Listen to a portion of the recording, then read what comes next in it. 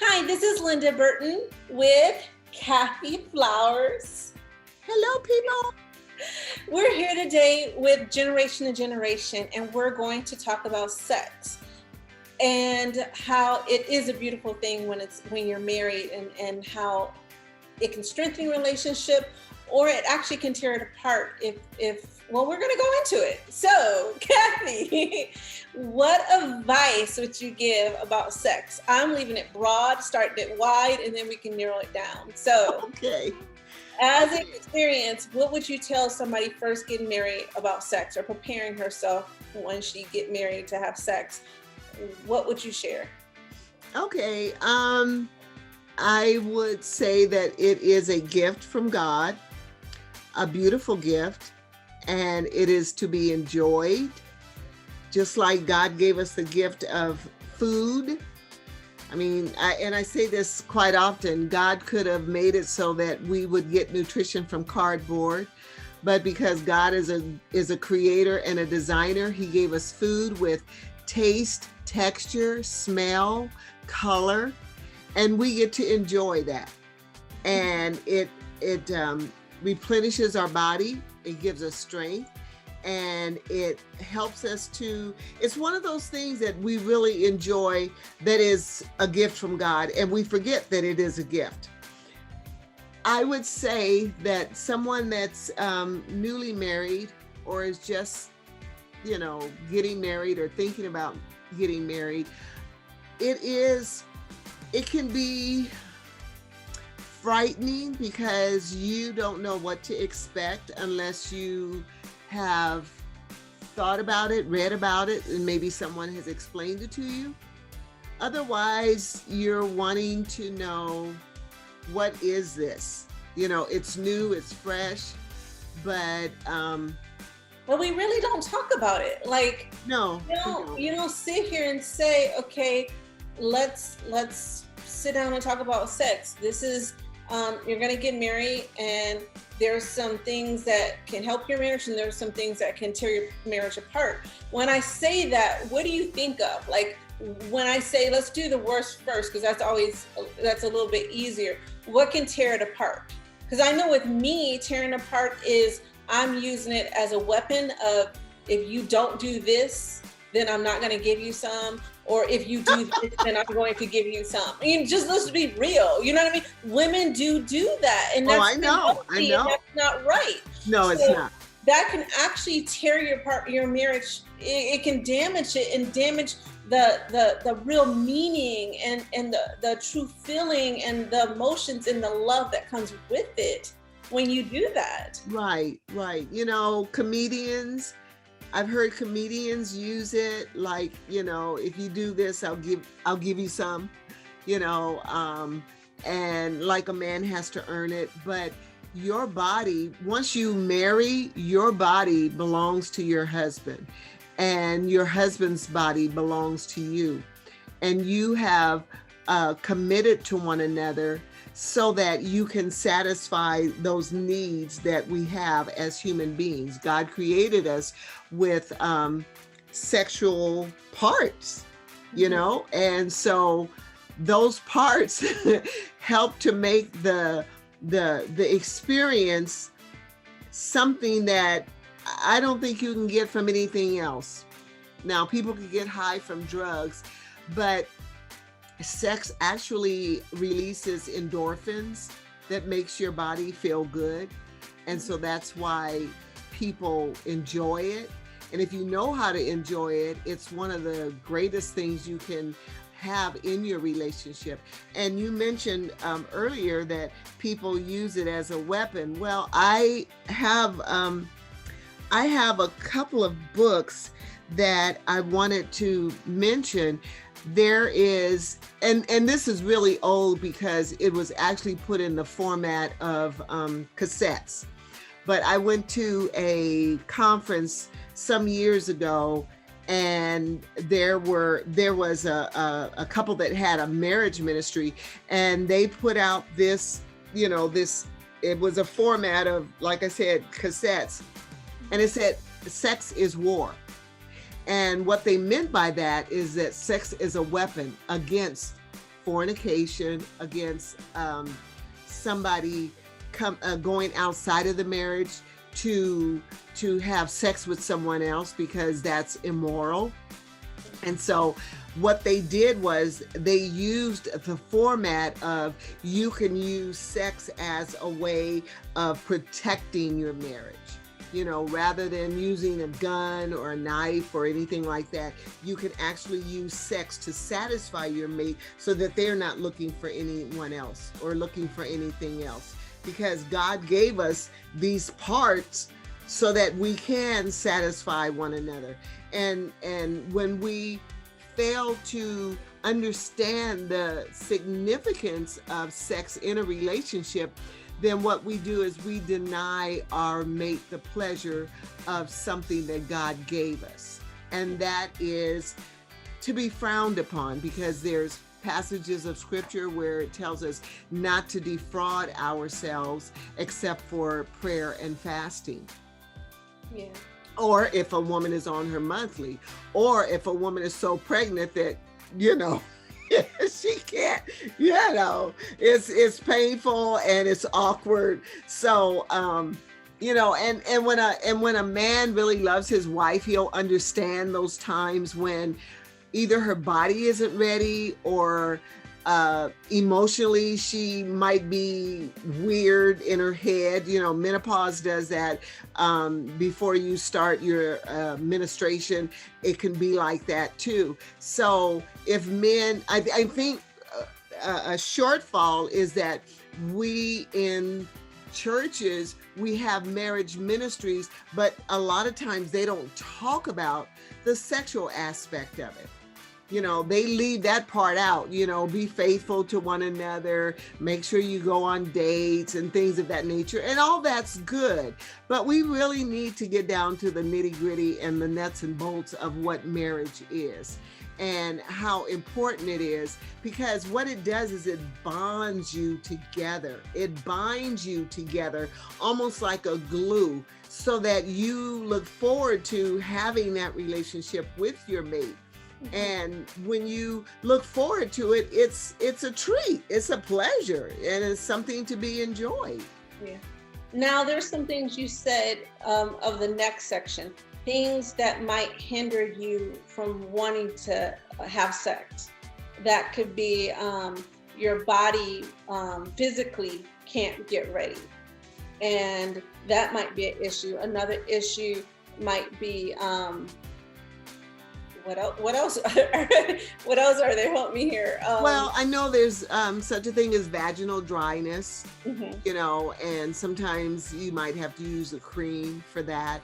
Mm-hmm. And if a husband is patient, unless there's a medical problem, a woman can get ready so that she doesn't have the dryness, the vaginal dryness, because that can be painful, and if a man, if you're married to someone that's just doesn't have the patience, and it's like, okay, come on already, and why aren't you ready, and why can't, having those questions is not the time before you have sex. You want to court one another and play with one another and wink at one another and pat one another and squeeze one another before the actual, you want to tease one another all day until that happens, like, I can't wait to have you, I can't wait to, do it,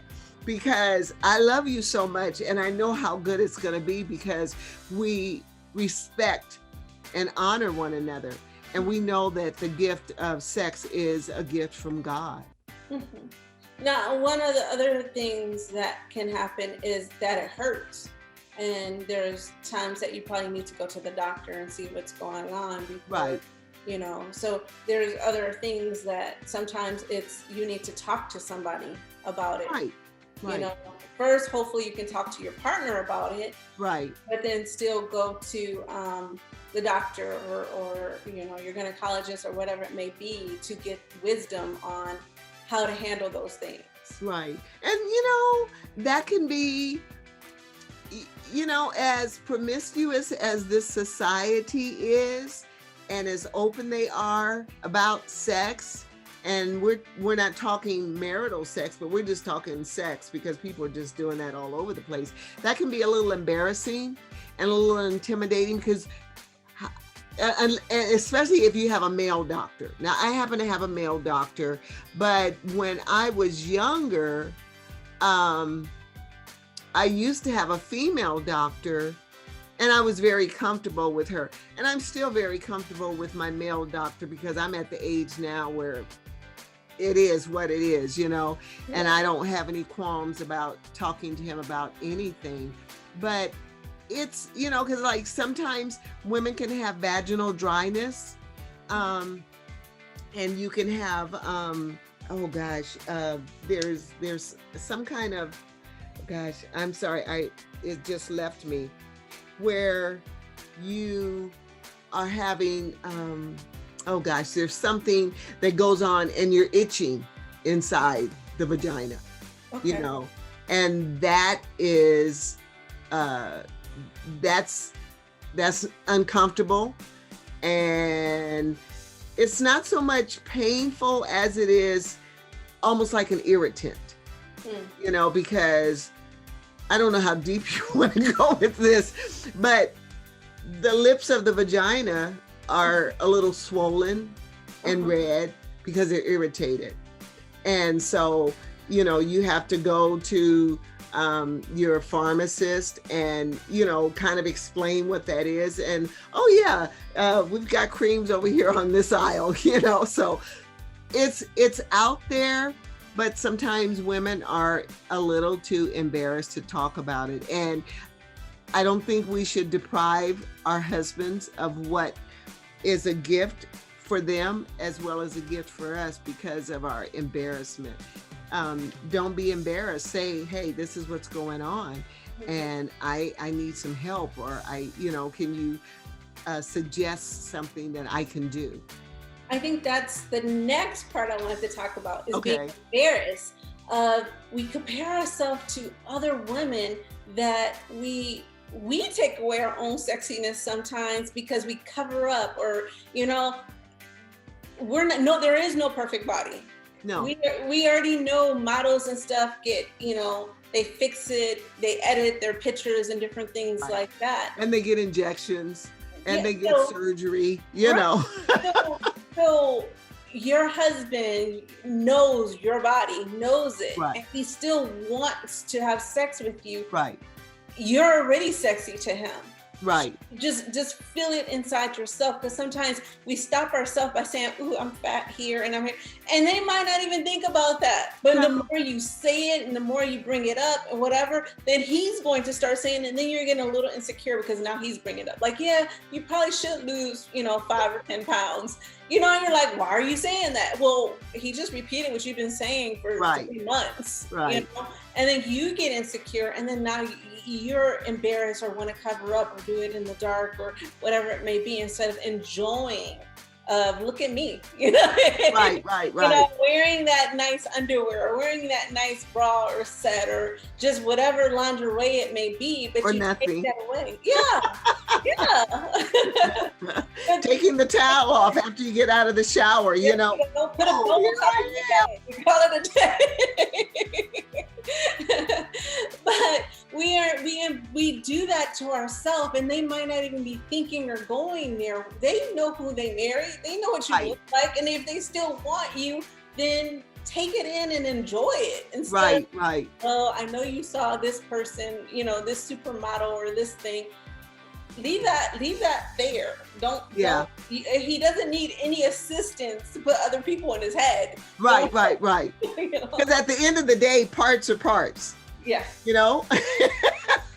And my part will do the same thing that part does, So we, the industry is guilty of this. They make so much money trying to make women feel like they're not as good as someone that's had the lifts and the tucks and the injections and, the plastic surgery and all of that. And so we're always comparing ourselves, those magazines, those fashion magazines, and the models that starve themselves so that they can look a certain way. And so there's a whole industry out there that makes women feel like if you don't look a certain way, then you're not attractive. And that's not true. That's a lie. And we've bought into that. So what we find ourselves doing is trying to be someone that we're not. I know what my measurements are. I'm not trying to get bigger on anything. Mr. James likes what it is, and so I'm not trying to change anything. And if he's satisfied, then I need to be satisfied. It's about loving yourself. Right. But we play that comparison game, and that's what the media does to us. And shame on us if we believe what they say, because they're in it to make money. They're not in the bedroom at night when you're burning candles and all of that.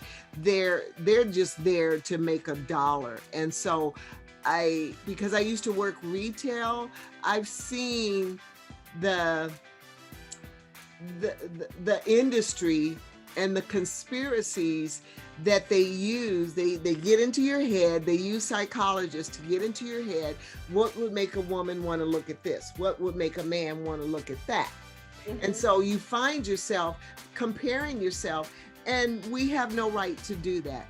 If that husband fell in love with, I was 99 pounds when I got married. There was nothing there. It was, hey, but he fell in love with me and he married me. So I've blossomed a little bit, and I have filled out a little bit, and he's still in love with me. I have filled out in some places where I wish I wasn't filled out, but he still loves me.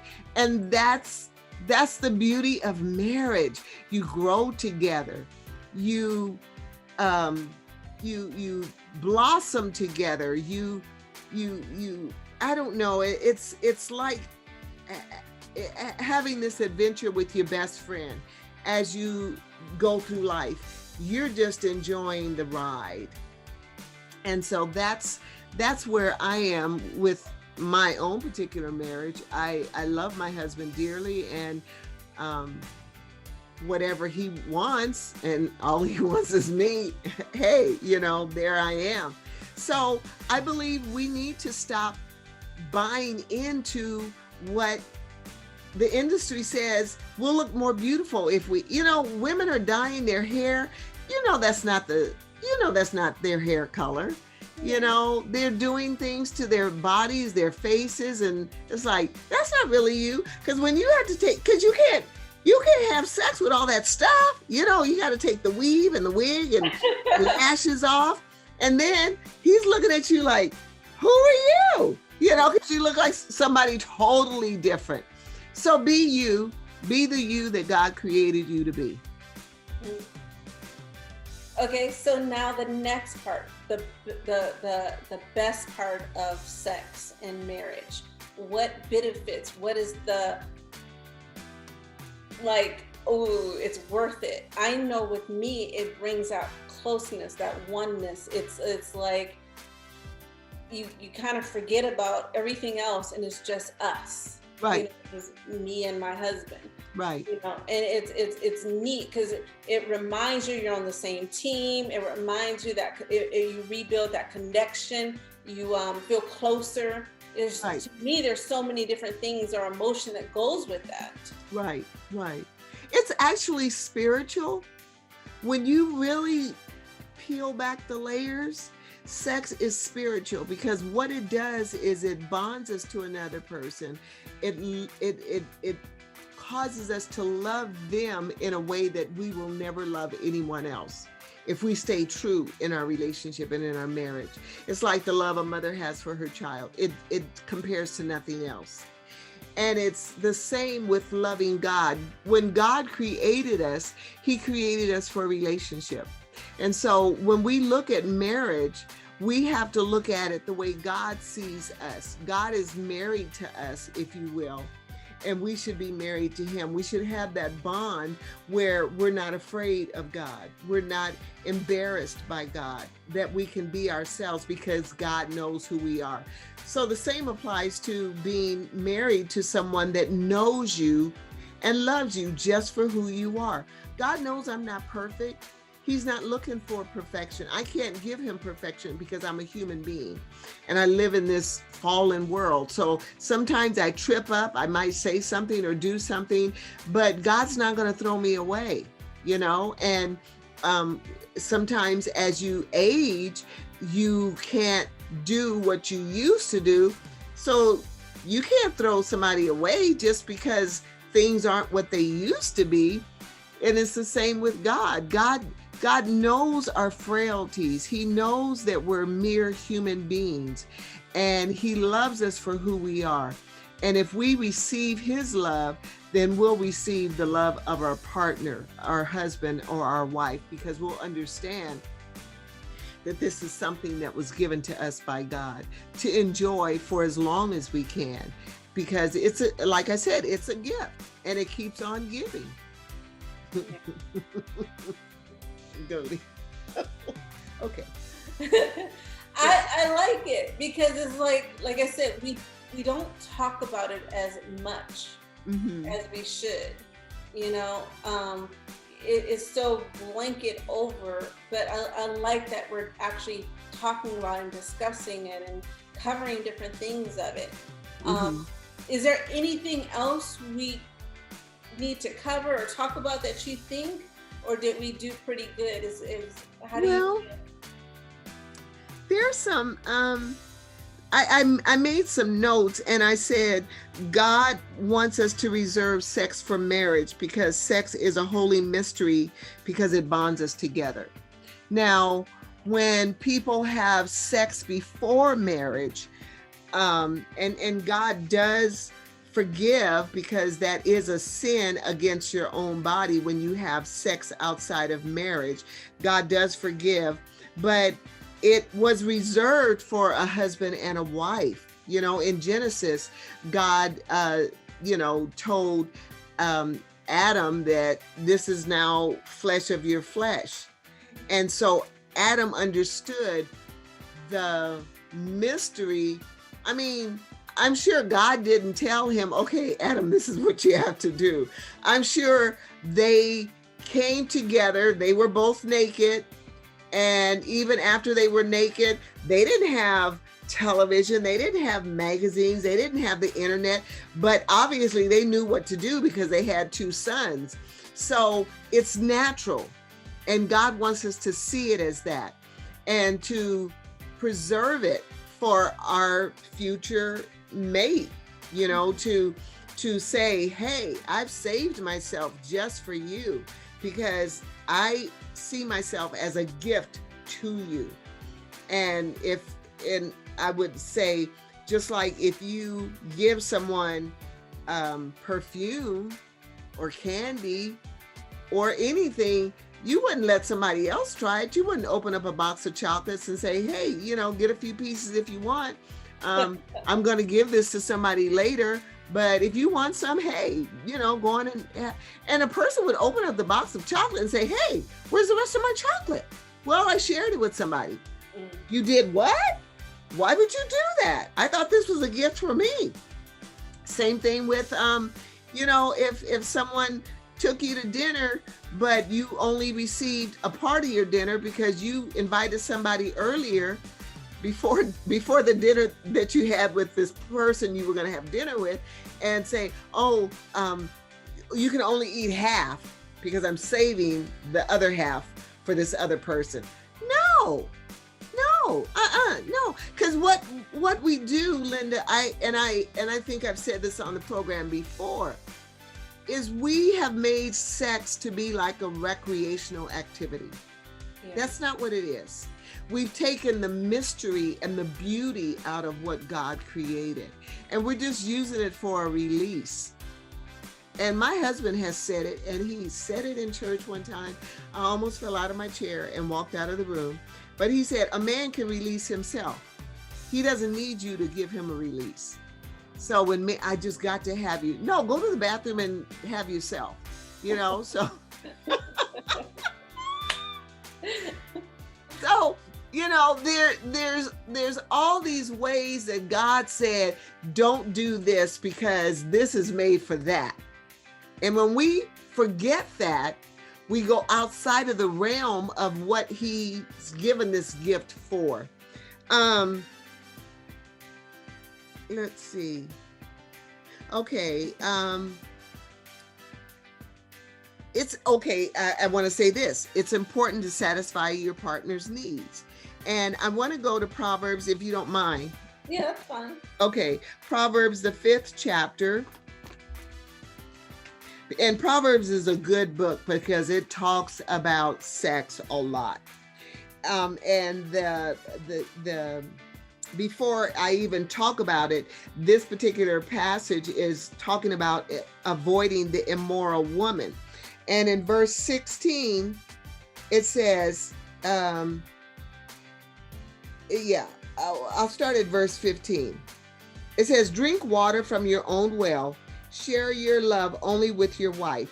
Why spill the water of your spring in public? In other words, you know, your ejaculation, having sex with just anyone. You should reserve it for yourselves. Don't share it with strangers. And then verse 18 says, let your wife be a fountain of blessing for you. Rejoice in the wife of your youth. She is a loving doe, a graceful deer. Let her breasts satisfy you always. May you always be captivated by her love. And then it says, why be captivated, my son, with an immoral woman, or embrace the breasts of an adulterous woman? In other words, if she's given herself to everybody, why do you want her? You know, that's like someone giving you a gift and they've used it and they say, oh, I don't want this anymore, I'm gonna give it to you. And they actually wrap it up and they say, here, it's yours. No, if you said it's for me, why did you use it? Why did you let someone else use it? So anyway, okay. Any more questions? No, but I like how you said that, because I think we get mixed up with things. It seems like how the world, a guy wants a woman that's not experienced, but he wants her to be experienced. You know, right. It's like you can't have both. And do you really know what you're asking for? You know, right. And like that verse of, you'd rather have an inexperienced woman and teach her and learn together and do that together than an experienced male or female, you know, partner that knows. Because and we have to be careful for the ones that have been with other people not to compare. Right, because there is no comparison. Like I said, parts are parts, you know. They could be big parts, they could be little parts, but they're still parts. And, you know, in your book, Dancing in Harmony, you know, marriage is like that. It's like a dance, and it's like holding that person and then following the other person's lead. Well, God has created the man to be the lead. I know women's lib will just, you know, they would take me out and shoot me and leave me out in the field to die if they heard me say this. But God created men to be the leader. And so when a man gets to lead a woman, that gives him a feeling of not superiority, but I get to teach and show and experience with my wife something that she may not know. And that makes him feel good. And that makes you feel good, because you might be inexperienced and not know very much, but you're learning together, because it's like that dance that you talk about in your book. Yeah. And when we dance together, if we accidentally step on one another's toe, we're not going to stand there and blast the other person. I can't believe you stepped on my toe. What were you thinking? Why weren't you watching? Why aren't you paying attention? Blah, blah, blah. No, we're not going to do that. We say, I'm sorry, and then we pull back. Okay, take the lead, and I'll follow. Yeah. That is so cool. I'm glad you shared that. Yeah. Um, is there anything else? I can't think of anything. I just want to make sure we actually don't make it a taboo and not talk about it. And there's so many issues, there's so many different things or different ways you can talk about it. And I know there is some out there, but I want to make sure that we at least touch it on generation to generation, because we don't have some people do have parents and they just can't have that relationship Right. of going that far and having that conversations. Other ones don't have that relationships, of wait till you get married, just the general thing, because they don't have role models to show them, or they just don't have that conversation that they Right. that they can talk like that. Right. So I really felt like this podcast, if this is what we're going to do, of talking about generations passing down different things, then this is a subject that we need to pass down to other Right. women. And the Bible talks about that. Older teach the younger. Right. That we have to discuss this. You can't discuss everything. This is in the Bible. And some people Right. don't even know that. Like the verse you read, some people don't even know that's in the Bible. Right. Right. So it needs to be discussed and talked about. So I think this is really important. So it's not about going so deep of positions and all that stuff, No. but just enough to say, look, these are some signs that you can tear your marriage apart with, and these are some things that you can bring yourself closer with. Be aware of both of those things. And there's some things that you can feel good about yourself, or if you look at it the wrong way, you can actually destroy your own spirit of Right. thinking a certain way. Right. So Right. of just taking back in control of your mind. Right. It's unfortunate, but the media, I've watched over the years, I'm old enough to have seen over the years how the media has changed and how there's more that's put out there than really needs to be, because kids know more now than they ever knew. I remember when I told my mother, well, my mother could tell that I was interested in my husband as a boyfriend, and she was trying to tell me about sex, but she wasn't quite sure how to do it.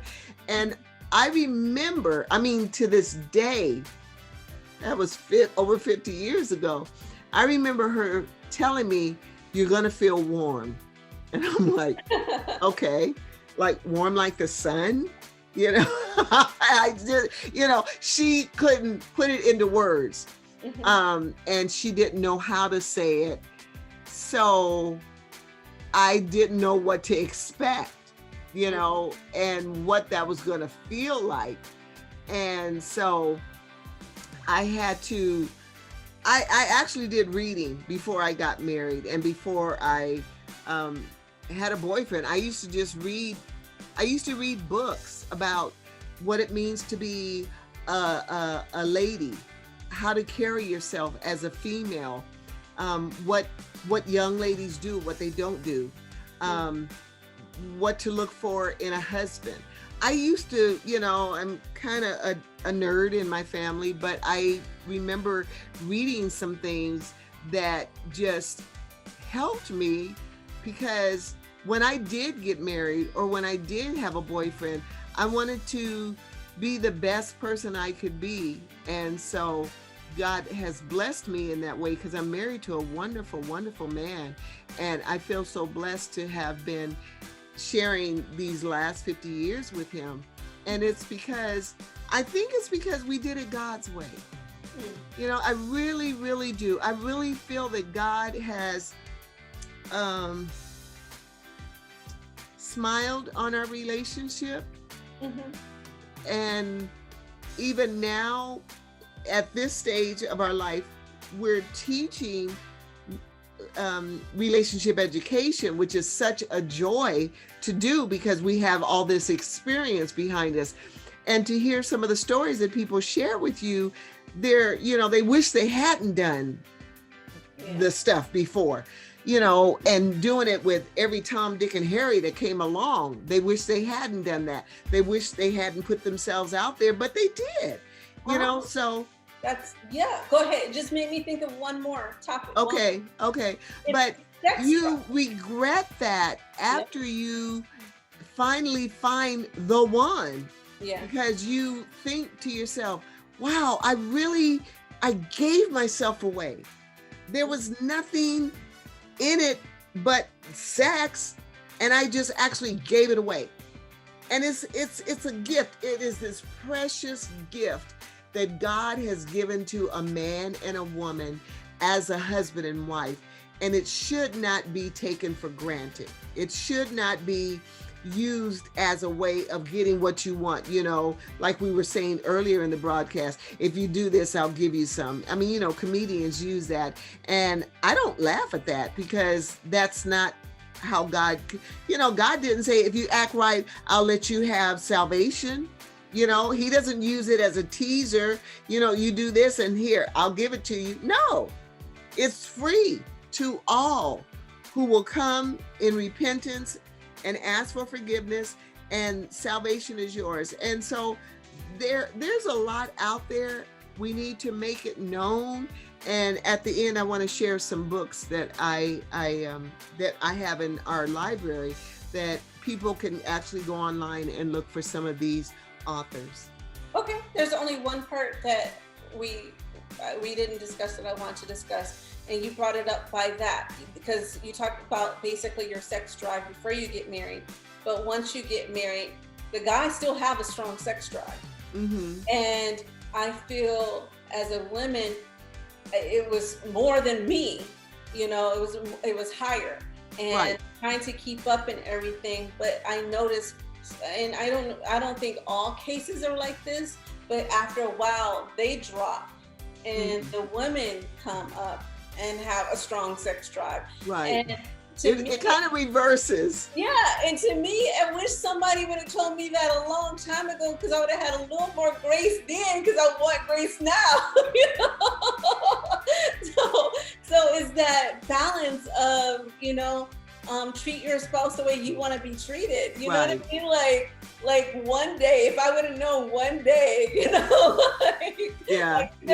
places. And I know all marriages might not be that way. I know it's different, but you hear that, like it changes, and it's like, wow, of just that grace for each other, for the hormones and different things that's going on with the body. Mm-hmm. So I want to make sure we share that, because it's like, I wish somebody would have been like, girl, you might be the same way in a couple of years, or have grace with him, because you're gonna want grace when it's your turn. Right, yeah. Because our bodies change, and it's hormonal. Things are happening in the hormones, and there's things that maybe you could have done before you can't do now, so you get creative in how you can satisfy one another. And that's what's important, is that you can satisfy one another, because again, it is an incredible gift that God has given us, just like salvation. And you don't want to take it for granted. You don't want to say, oh, I've been saved for so long, and what else? No, it's a gift, and not everyone has received the gift, so cherish it. Okay, so what are the books you have? Okay, now there's one book that I have. I think I put it away. It's called Sheet Music by Kevin Lehman, Lehman, and it's online. And a lot of these books you can download for free now, because they've been out for a while. This one is Sexual Integrity by Edwin Lewis Cole, A Sexual Revolution Called Purity. For those that are not married and they're struggling with their purity, and they want to stay pure, they want to stay a virgin until marriage, this is a good book. And this is The 5 Love Needs of Men and Women by Dr. Gary and Barbara Rosberg.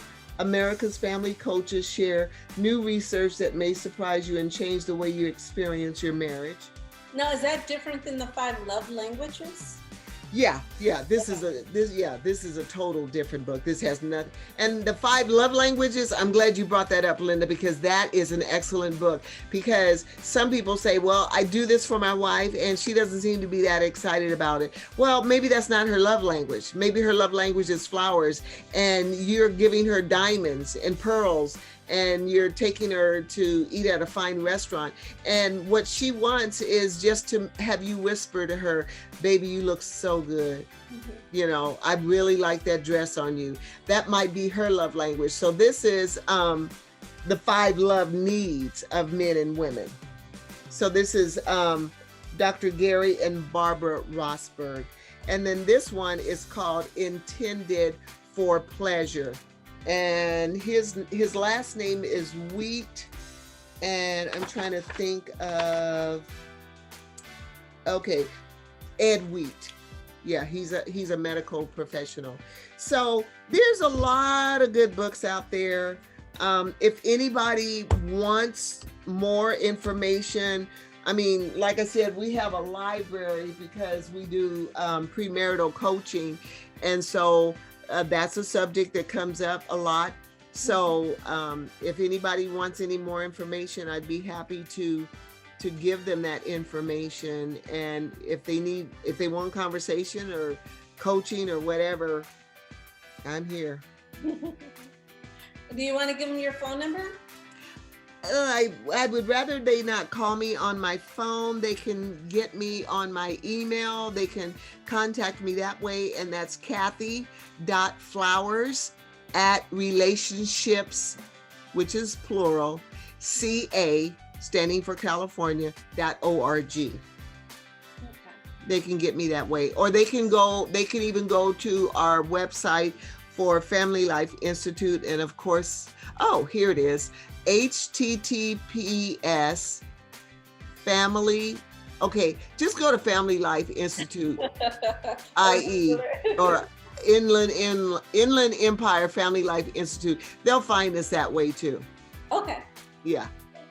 Well, I really appreciate your time taking the time to talk and share your knowledge of being married 50 years and the experience that you have, and to bring it down so we can take it to the next generation. Right. So I really appreciate your time. And then thank you for having me. Yeah. It was fun. I wasn't sure where we were going with this, but it was fun. So, and I just want to tell everybody, thank you for listening, and look forward for more. Have a nice day. All right. Talk to you later, Linda. Thank you.